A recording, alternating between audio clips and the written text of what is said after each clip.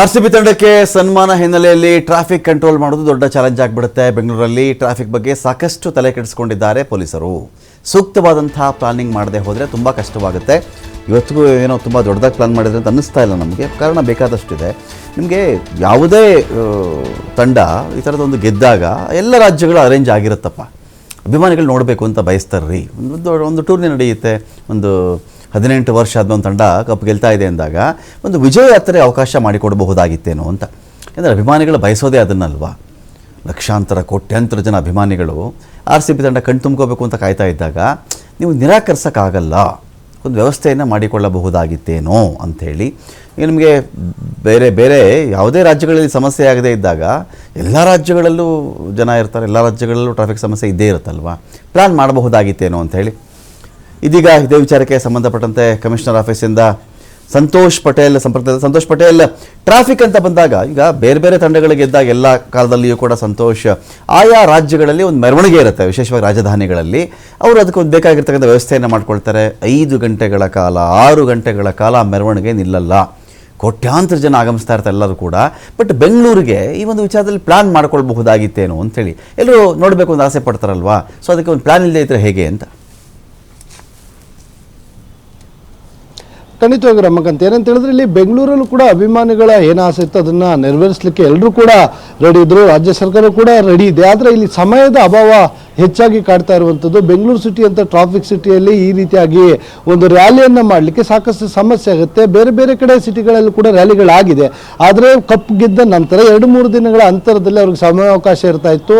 ಇಂಥ ದಿನ ರ್ಯಾಲಿಯನ್ನು ಮಾಡ್ತೀವಿ ಅಂತ ಮೊದಲೇ ದೃಢ ನಿರ್ಧಾರವನ್ನು ಮಾಡಿಕೊಂಡು ಪ್ಲಾನನ್ನು ಮಾಡ್ಕೊತಿದ್ರು. ಇಲ್ಲಿ RCB ಮ್ಯಾಚ್ ಗೆದ್ದ ನಂತರ ರ್ಯಾಲಿ ಮಾಡೋದ್ರ ಬಗ್ಗೆ ಇನ್ನೂ ಕೂಡ ನಿಖರವಾದ ರೀತಿಯಲ್ಲಿ ಸರಿಯಾದ ಮಾಹಿತಿ ಇರಲಿಲ್ಲ. ಬೆಳಗ್ಗೆ ಕೂಡ ನಾವು ಪೊಲೀಸ್ ಇಲಾಖೆಯನ್ನು ಸಂಪರ್ಕವನ್ನು ಮಾಡಿದಂಥ ಸಂದರ್ಭದಲ್ಲೂ ಕೂಡ ಅಫಿಷಿಯಲ್ ಆಗಿ ಯಾರು ಕೂಡ ರ್ಯಾಲಿ ಮಾಡೋದ್ರ ಬಗ್ಗೆ ಇನ್ನೂ ಸ್ಪಷ್ಟವಾದ ನಿಲುವಿಗೆ ಬಂದಿರಲಿಲ್ಲ.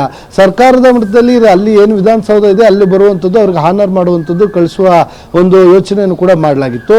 ಒಂದು ವೇಳೆ ಸಮಯಾವಕಾಶವನ್ನು ಕೊಟ್ಟಿದ್ರೆ ಬೆಂಗಳೂರು ಪೊಲೀಸರು ಕೂಡ ನಾವು ಕೂಡ ರೆಡಿ ಇದ್ದೀವಿ, ನಾವು ಕೂಡ ತೆರೆದ ವಾಹನದಲ್ಲಿ ಎಲ್ಲಿಂದ ಎಲ್ಲಿಗೆ ಬೇಕಾದರೂ ಕೂಡ ಇವರು ಮಾಡ್ಬೋದು ಅಂತೇಳಿ ನಾವು ಅವಕಾಶವನ್ನು ಮಾಡಿಕೊಡ್ತಾ ಇದ್ವಿ ಅಂತ. ಯಾಕಂತ ಹೇಳಿದ್ರೆ ನಿನ್ನೆ ರಾತ್ರಿ ನಾವು ನೋಡ್ಬೋದು ಇಡೀ ಬೆಂಗಳೂರು ಸಿಟಿ ಎದ್ದಿತ್ತು, ಸೆಲೆಬ್ರೇಷನನ್ನು ಮಾಡಿದ್ರು. ಯಾವುದೇ ಚಿಕ್ಕ ಅಹಿತಕರ ಘಟನೆ ಆಗದ ರೀತಿಯಲ್ಲಿ ನಾವು ಭದ್ರತೆಯನ್ನು ಕೊಟ್ಟು ಅದನ್ನು ಇವರಿಗೆ ಸೆಲೆಬ್ರೇಷನ್ ಮಾಡಲಿಕ್ಕೆ ಅವಕಾಶವನ್ನು ಮಾಡಿಕೊಟ್ಟಿದ್ವಿ.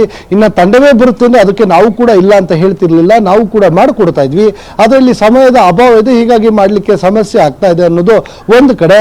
ಮತ್ತೊಂದು ಕಡೆ ಈಗಲೂ ಕೂಡ ಯಾವುದೇ ರೀತಿಯ ಅಹಿತಕರ ಘಟನೆಗಳು ಆಗದೇ ಇದ್ರೆ ಪರಿಸ್ಥಿತಿಯನ್ನು ನೋಡಿಕೊಂಡು ತೆರೆದ ವಾಹನದಲ್ಲಿ ವಿಧಾನಸೌಧದಿಂದ ಸ್ಟೇಡಿಯಂವರೆಗೆ ಬಂದರೂ ಕೂಡ ನಾವು ಆಶ್ಚರ್ಯವನ್ನು ಪಡಬೇಕಾಗಿಲ್ಲ. ಯಾಕೆಂದರೆ ಅಟ್ಲೀಸ್ಟ್ 1 ಕಿಲೋಮೀಟರ್ ಅಷ್ಟಾದರೂ ಕೂಡ ನಮಗೆ ನೀವು ಮೆರವಣಿಗೆಯನ್ನು ಮಾಡಲಿಕ್ಕೆ ಅವಕಾಶವನ್ನು ಮಾಡಿಕೊಡ್ಬೇಕು ಅಂತೇಳಿ RCB ಇರ್ಬೋದು ಇಲ್ಲ KIC ಇರ್ಬೋದು ಅವರು ಕೂಡ ಮನವಿಯನ್ನು ಮಾಡ್ಕೊಳ್ತಾ ಇದ್ದಾರೆ. ಅದಕ್ಕೆ ಸಾಧ್ಯವಾಗಿದ್ದೇ ಆದರೆ ಅದಕ್ಕೆ ಅವಕಾಶವನ್ನು ಮಾಡಿಕೊಡ್ತಾರೆ. ಇನ್ನು ಅದನ್ನು ಹೊರತುಪಡಿಸಿದ್ರೆ ಬೆಂಗಳೂರು ಸಂಚಾರ ಪೊಲೀಸರು ಈಗಾಗಲೇ ಸಾಕಷ್ಟು ಭದ್ರತೆಯನ್ನು ಮಾಡಿಕೊಂಡಿದ್ದಾರೆ. ಒಂದು ಕಡೆ ಎಲ್ಲೊಂದು ಕಾನೂನು ಮತ್ತು ಸುವ್ಯವಸ್ಥೆಯವರು ಸುಮಾರು 2,000 ಪೊಲೀಸ್ ಸಿಬ್ಬಂದಿಗಳನ್ನು ಹಾಕಿರುವಂಥದ್ದು. ಸ್ಟೇಡಿಯಂ ಇರ್ಬೋದು, ವಿಧಾನಸೌಧ ಇರ್ಬೋದು, ಇದರ ಸುತ್ತಮುತ್ತ ಭಾರಿ ಭದ್ರತೆಯನ್ನು ಮಾಡ್ಕೊಂಡಿದ್ದಾರೆ. ಇನ್ನು RCB ಸೆಲೆಬ್ರೇಷನ್ಗೆ ಯಾರೆಲ್ಲ ಬರ್ತಾರೆ ಬರುವಂಥ ಅಭಿಮಾನಿಗಳಿಗೆ ಎಲ್ಲರೂ ಕೂಡ ಪಬ್ಲಿಕ್ ಟ್ರಾನ್ಸ್ಪೋರ್ಟನ್ನು ಬಳಸಿ, ಯಾರು ಸ್ವಂತ ವಾಹನಗಳನ್ನು ತರಬೇಡಿ, ತಂದರೆ ಸುತ್ತಮುತ್ತ ಟ್ರಾಫಿಕ್ ಜಾಮ್ ಆಗುತ್ತೆ ಅಂತ ಈಗಾಗಲೇ ಮಧ್ಯಾಹ್ನದ ನಂತರ ಶಾಲಾ ಕಾಲೇಜುಗಳೇನಿದೆ ಕೇಂದ್ರ ವಿಭಾಗದಲ್ಲಿ ಅಂದರೆ ವಿಧಾನಸೌಧ ಇರ್ಬೋದು, ಸ್ಟೇಡಿಯಂ ಇರ್ಬೋದು, ಇದರ ಸುತ್ತಮುತ್ತ ಇರುವಂಥ ಶಾಲಾ ಕಾಲೇಜುಗಳಿಗೆ ರಜಾ ಘೋಷಣೆಯನ್ನು ಮಾಡಿರುವಂಥದ್ದು. ಸೊ ಈ ಮುಖಾಂತರ ಇಲ್ಲಿ ಬರುವಂಥವ್ರು ಪಬ್ಲಿಕ್ ಟ್ರಾನ್ಸ್ಪೋರ್ಟ್ನಲ್ಲಿ ಬಂದರೆ ಸೊ ಇಲ್ಲಿ ಯಾವುದೇ ಟ್ರಾಫಿಕ್ ಆಗೋದಿಲ್ಲ, ತುಂಬ ಸುಲಭವಾಗಿ ಬಂದು ನೋಡ್ಕೊಂಡು ಹೋಗ್ಬೋದು. ಸುಮಾರು 2 ಲಕ್ಷದಷ್ಟು ಅಭಿಮಾನಿಗಳು ಸೇರುವಂಥ ಸಾಧ್ಯತೆ ಇದೆ. ಆದರೆ ವಿಧಾನಸೌಧದಲ್ಲಿ ಒಂದಿಷ್ಟು ಜನ ನಿಂತು ನೋಡ್ಲಿಕ್ಕೆ ಅವಕಾಶ ಇರುತ್ತೆ. ಇನ್ನು ಉಳಿದಂತ QR ಕೋಡ್ಗಳನ್ನು ಕೊಡುವ ಸಾಧ್ಯತೆ ಇದೆ. ಆ QR ಕೋಡ್ ಅಲ್ಲಿ ಯಾರು ಸ್ಕ್ಯಾನ್ ಮಾಡಿ ಎಂಟ್ರಿ ಪಾಸ್ ಅನ್ನ ಪಡ್ಕೊಳ್ತಾರೆ ಅವರಿಗೆ ಚಿನ್ನಸ್ವಾಮಿ ಸ್ಟೇಡಿಯಂನಲ್ಲಿ ಅವಕಾಶವನ್ನು ಮಾಡಿಕೊಡ್ತಾ ಇರುವಂತದ್ದು. 35,000 ರಿಂದ 38,000 ಜನ ಅಲ್ಲಿ ಕುಳಿತು ಈ ಕಾರ್ಯಕ್ರಮವನ್ನು ನೋಡಬಹುದು. ಸೊ ಇದಾದ ನಂತರ ಉಳಿದವ್ರನ್ನ ಕ್ರೌಡ್ ಕಂಟ್ರೋಲ್ ಅನ್ನ ಹೇಗೆ ಮಾಡಬೇಕು ಅನ್ನೋದಕ್ಕೂ ಕೂಡ ಈಗಾಗಲೇ ಸಂಚಾರಿ ಪೊಲೀಸರು ಪ್ಲಾನ್ ಮಾಡ್ಕೊಂಡಿದ್ದಾರೆ. ಕೆಲವು ರಸ್ತೆಗಳನ್ನ ಒನ್ ವೇ ಮಾಡ್ತಾರೆ, ಬರುವಂತ ಕ್ರೌಡ್ಗಳನ್ನ ರಸ್ತೆಯಲ್ಲೇ ತಡೆದು ಡೈವರ್ಟ್ ಮಾಡುವ ಸಾಧ್ಯತೆಗಳಿರುವಂತದ್ದು. ಇಲ್ಲ ಅಂತ ಹೇಳಿದ್ರೆ ಇಡೀ ಬೆಂಗಳೂರು ನಗರವೇ ಟ್ರಾಫಿಕ್ ಜಾಮ್ಗೆ ಸಿಕ್ಕುವಂತ ಸಾಧ್ಯತೆ ಇರುತ್ತೆ. ಹೀಗಾಗಿ ಸೆಲೆಬ್ರೇಷನ್ಗೆ ಎಲ್ಲಾ ರೀತಿಯ ಸಿದ್ಧತೆಯನ್ನ ಮಾಡಿಕೊಂಡು ಬೆಂಗಳೂರು ಪೊಲೀಸರು ಸಿದ್ಧವಾಗಿರುವಂತದ್ದು. Ramakant, thank you Santosh.